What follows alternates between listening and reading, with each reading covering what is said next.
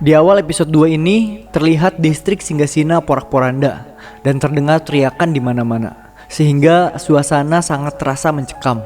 Manusia dikejar seperti layaknya serangga.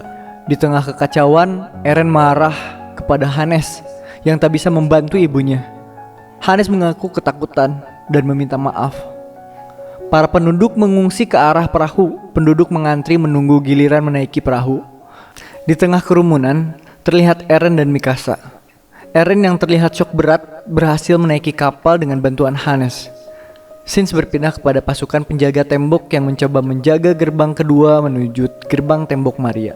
Perahu akhirnya berangkat dan membuat suasana semakin ricuh.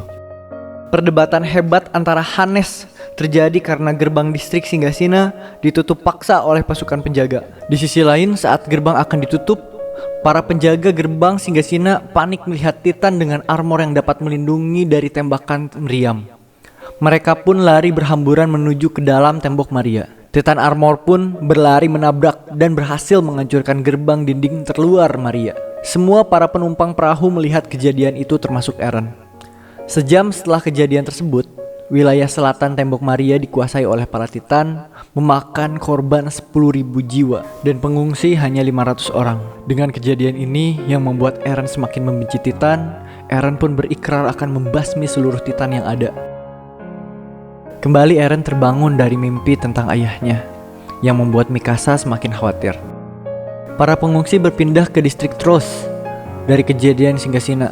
Bahkan, para penjaga tembok pun menjadi sentimen, membuat Eren marah lalu menendang mereka, dan prajurit pun yang tersinggung memukuli Eren. Setelah kejadian pemukulan tersebut, membuat Eren semakin ingin bergabung dengan pasukan pengintai, yang disaksikan oleh Armin dan Mikasa di sudut koridor. Mikasa mengingatkan bahwa Eren bahkan saat ini hanya dapat lari dari Titan dan tak bisa apa-apa. Eren pun tersentak.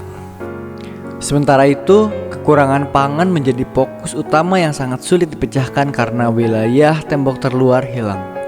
Akhirnya, pada tahun 846, pemerintah melaksanakan ekspedisi ke wilayah selatan, memanfaatkan para pengungsi yang terdiri dari 250.000 orang, 1/5 dari total populasi manusia di situ. Tetapi misi perebutan gagal, yang kembali tidak lebih dari 200 orang. Korbannya termasuk kakek Armin, membuat ia ingin menjadi pasukan pengintai seperti Eren. Tak disangka Mikasa pun mau ikut masuk dalam pasukan pengintai. Penutup dari episode ini, setahun berselang, kejadian di mana mereka masuk pasukan pelatihan yang dipimpin oleh Kate Sardis.